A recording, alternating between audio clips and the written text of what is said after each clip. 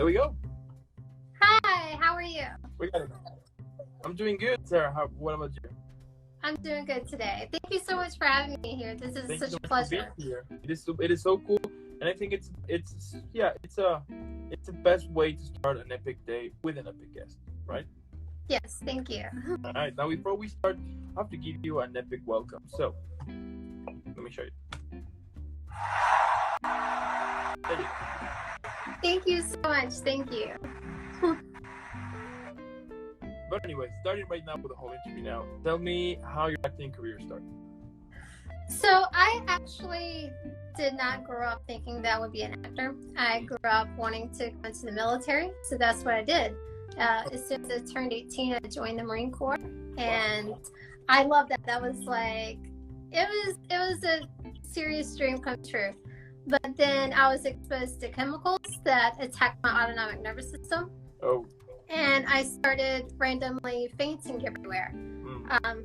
I would be in a formation, sitting in a position of attention, and then I would start feeling symptoms. And when you're in the position of attention in a formation, you can't just break out of it. So I would stand there until I would faint. And then it would start happening when I went on runs, while I was doing pull-ups and pretty much everything. And so it took about a year before I finally got diagnosed with postural orthostatic tachycardia syndrome.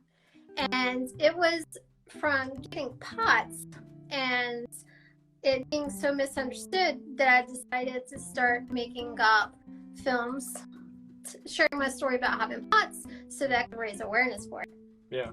And I'm from a little bitty small town called 96, South Carolina. And so I never imagined that I would ever be in the movies one day or anything like that, you know. It wasn't until I moved down to Charleston, South Carolina in 2013 that I started thinking, oh, well, maybe this is something that I could do. But it wasn't until 2015 that I actually first got on a film set, and that was his background. And Wow. I really didn't even want to be an actor then at that point either. Yeah. I wanted to be a screenwriter and a director so I could share stories about people having chronic invisible illnesses or other things like that. Yeah.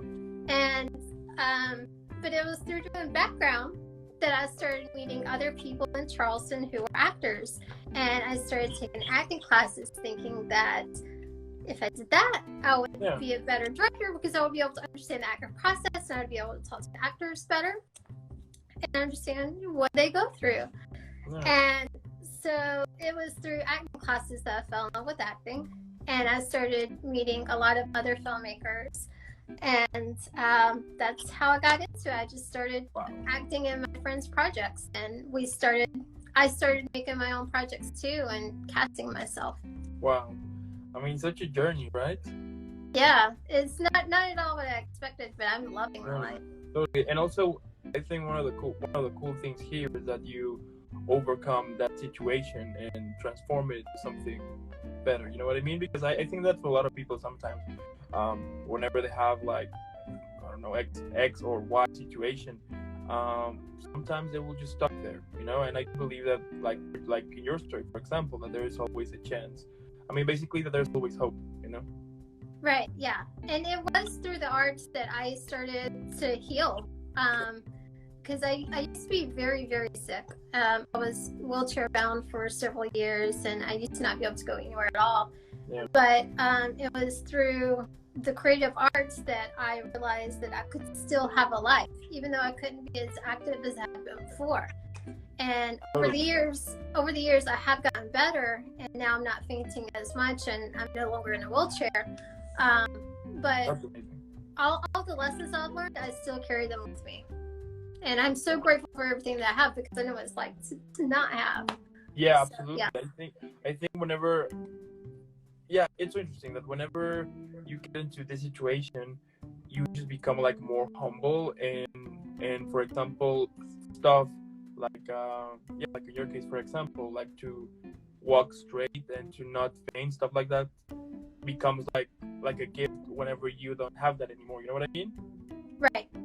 You know, so it's amazing. I mean, it's amazing the fact that you managed to, as I said, I mean, to overcome that situation and to transform it into something positive, and to keep moving to something better, and not to stuck in that zone, and to be like, this happened to me, that's it. Because I think for a lot of people, and I know some people too, that they just say like, well, I think life just play a bad prank on me, and that's it, and I'm gonna stuck here forever.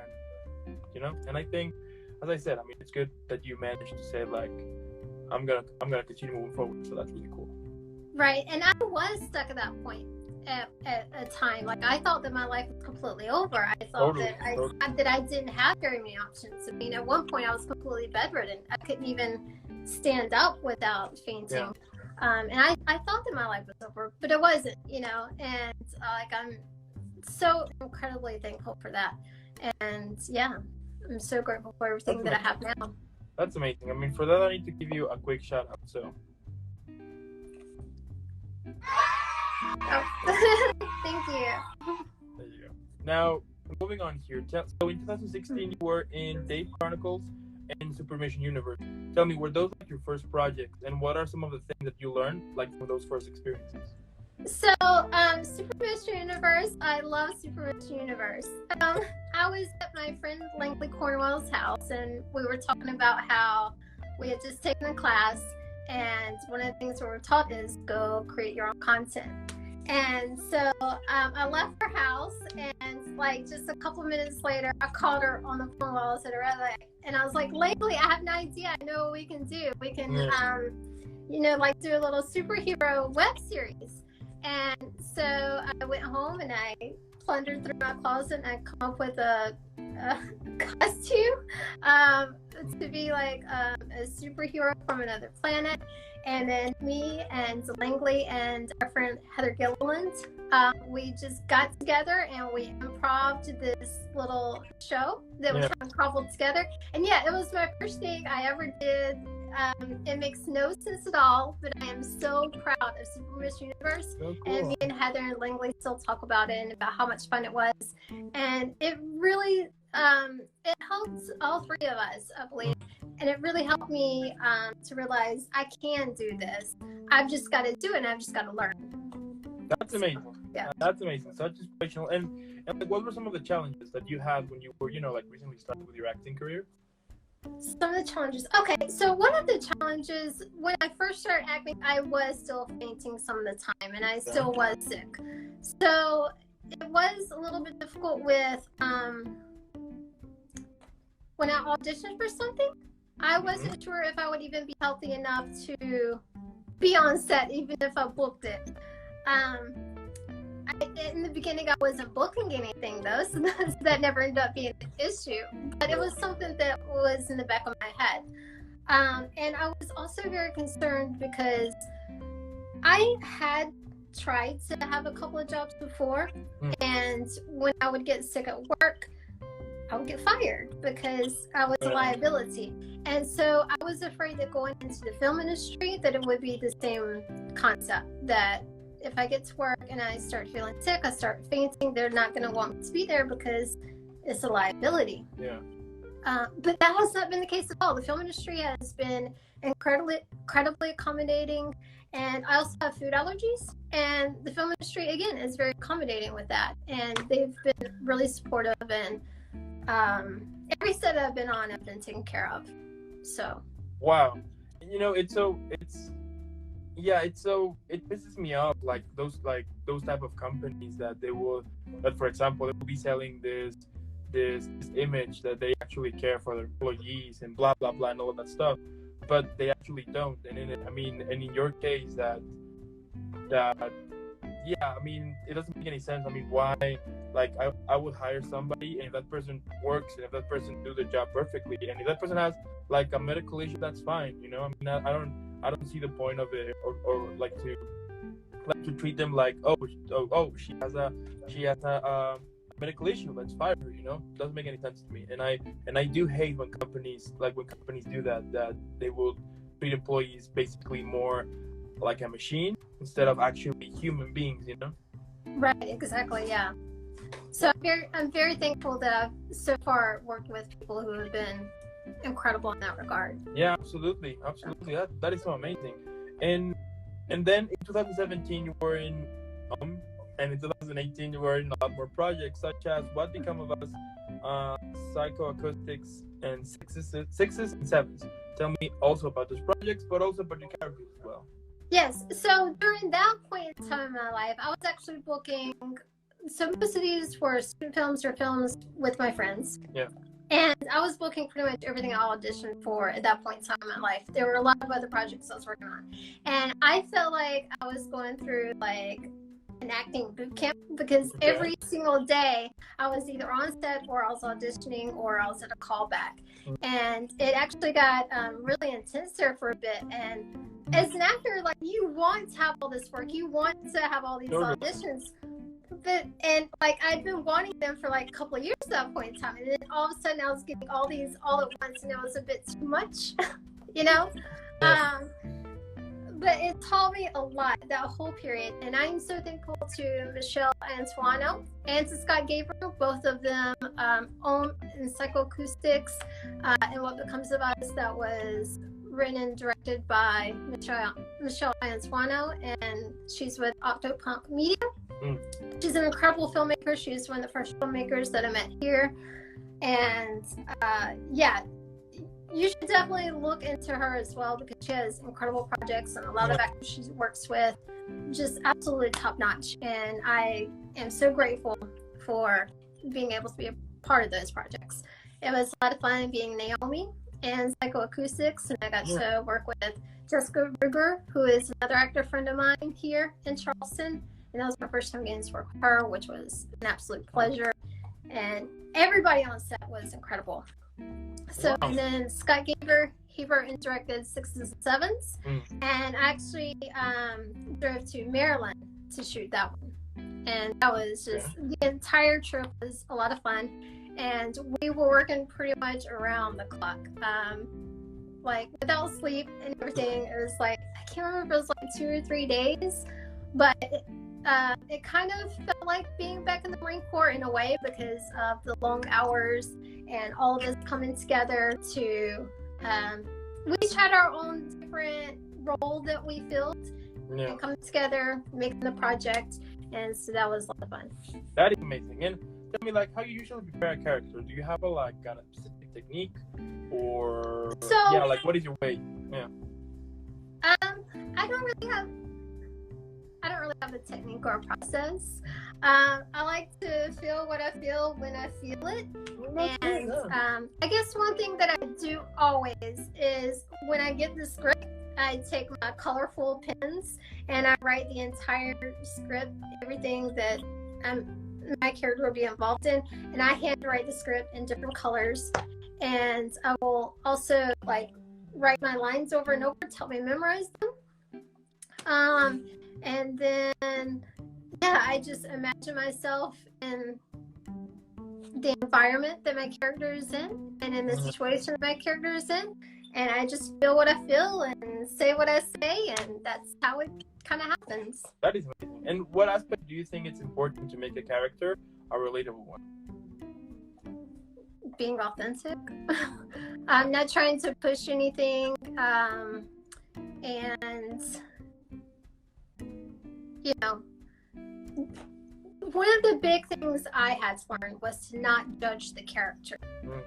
I used to put judgments on characters, and like, that's not what I would be like, and I had to get rid of that completely and be like, but I'm not playing me. I'm playing a character. So that was one of my hurdles. Like, it is me, and it is me feeling what I feel, but not as Sarah, as like in Psychoacoustics, as Naomi. And what advice could you give to those who recently started acting? If you want to be an actor, just keep at it. It's going to take a long time. You've got to be patient. No matter what you're doing in your life, you can bring that experience into acting. I do all kinds of things. I'm a dancer. I play the guitar. I'm an aerialist. I'm a volunteer for various things, and all of my experiences I can bring into acting. And I really do suggest that if you're an actor, you learn dance or music as well, because that completely changed everything for me as well, especially the dance. Because now my body moves completely different as well. And I have a lot more confidence in myself in dance, especially when I'm pole dancing, than I do when I'm acting. But when I'm acting, if I just channel what I feel when I'm pole dancing, that helps me as well. Totally. And learning the guitar helped me to be a better dancer.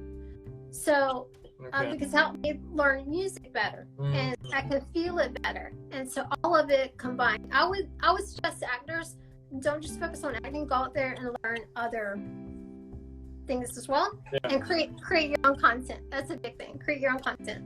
Yeah, absolutely. But it's so interesting that one thing can connect to other, and so on, right? Yes. That is amazing. Now, besides acting, you also write and direct. You wrote and direct Die For You and Super Mission Universe. Tell me, what do you like the most about writing, but also about directing? And what usually inspires you to do both? Okay, so I like to write because when I'm writing, I'm expressing my feelings out on page. Yeah. It's always very therapeutic for me to write. I actually did not finish Die For You.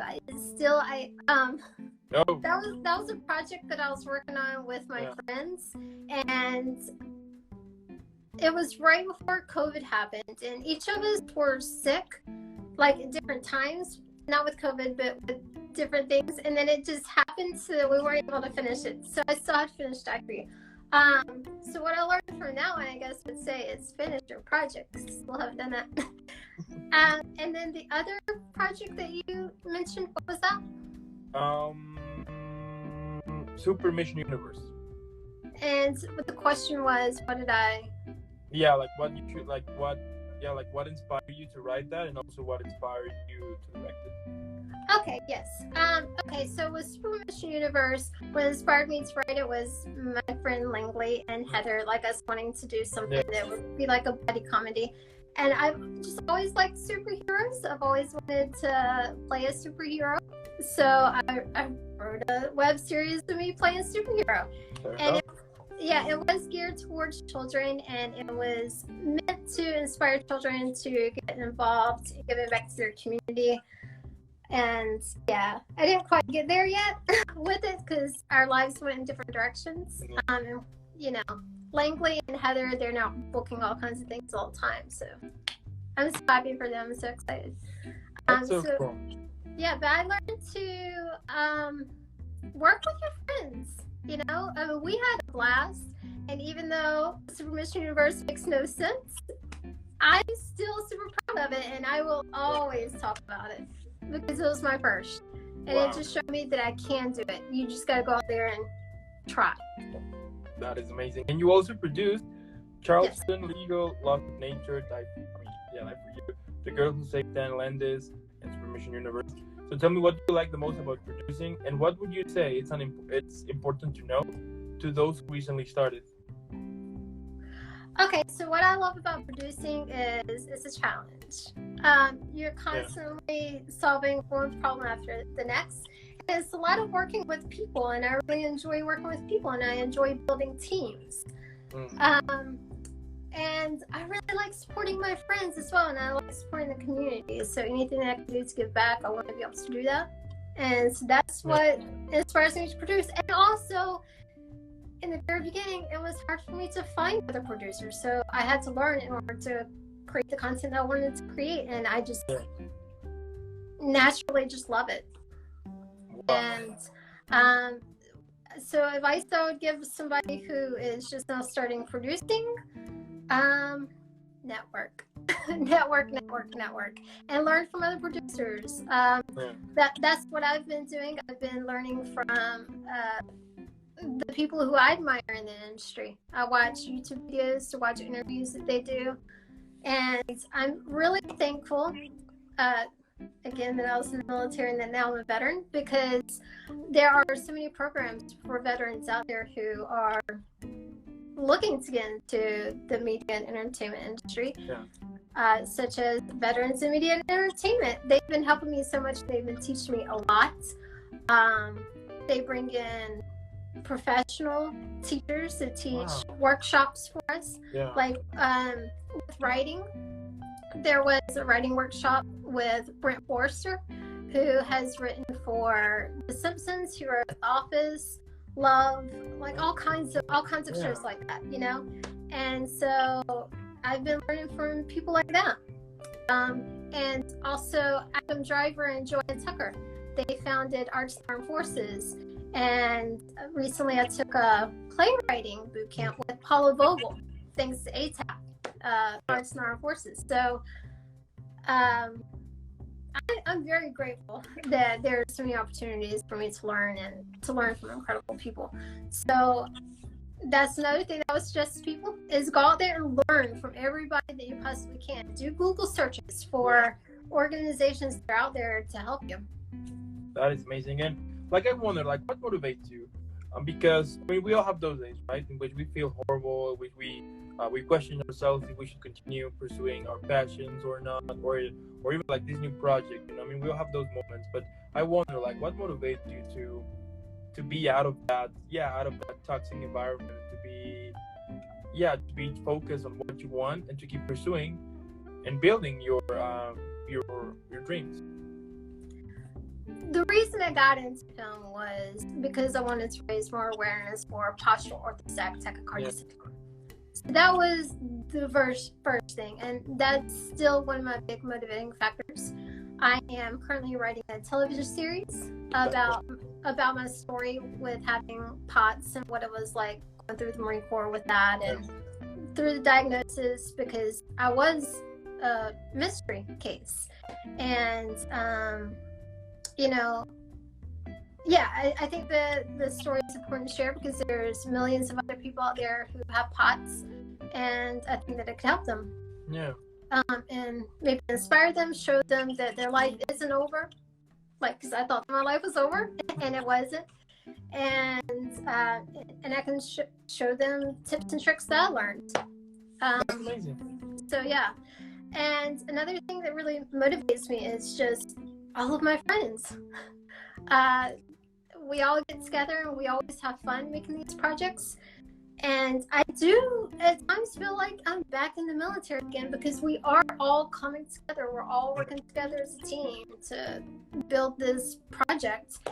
And at the end of it, we have a movie that we can, watch together, eat popcorn and laugh at each other, and, just enjoy the memories of making the movie. That's amazing. And if you could describe your career at the moment on a movie, TV show, or even a book, what would be the title of it? Oh, I have no idea what the title would be. But I do feel like I am living in a movie right now.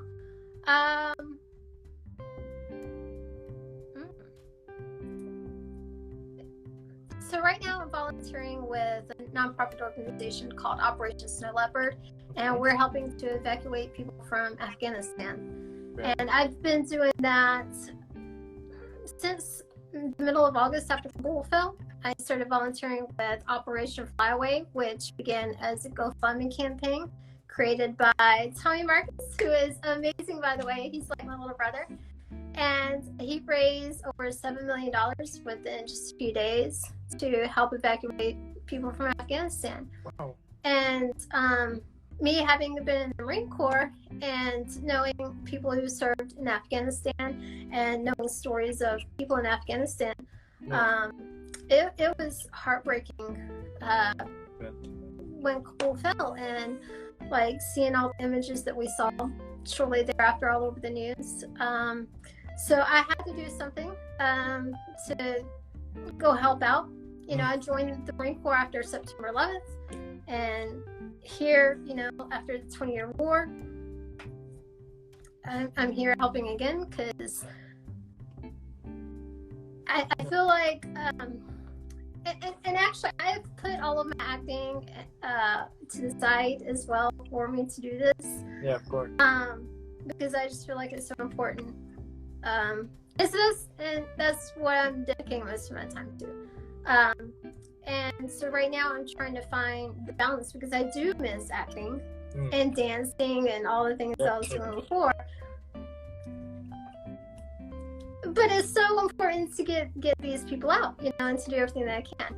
And so I'm also working on trying to help pass some legislation so that the people coming over on humanitarian parole will be able to gain legal permanent residence within a year.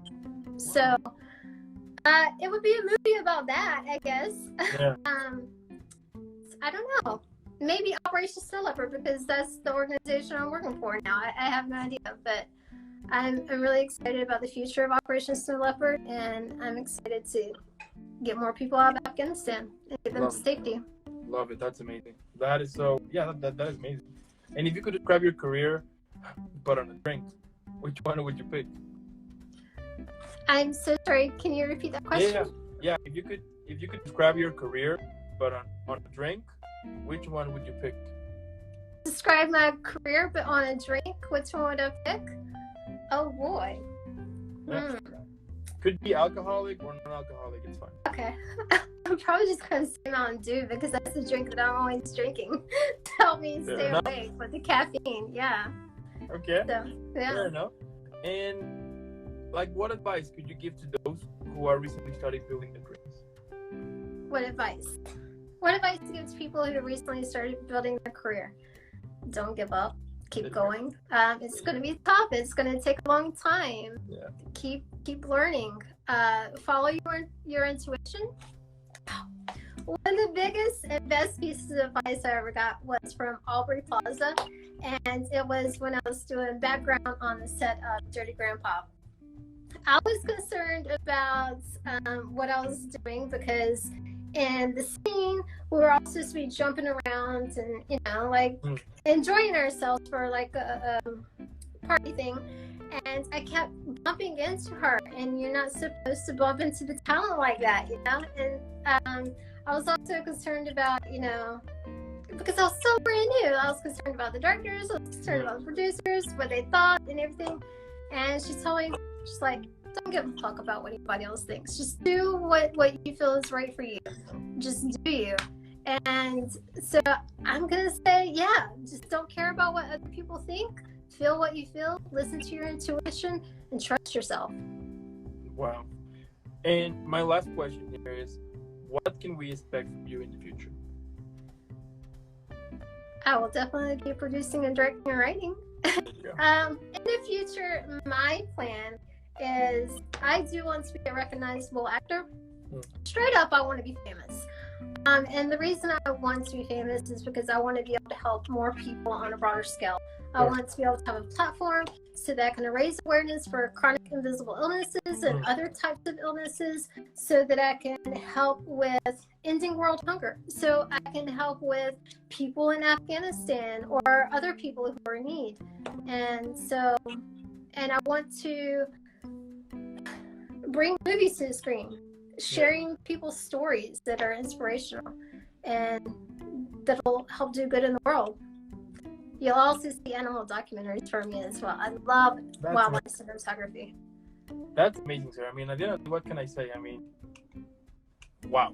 I mean, you have been through this crazy journey, and no matter what, you're still pushing, you're still creating stuff.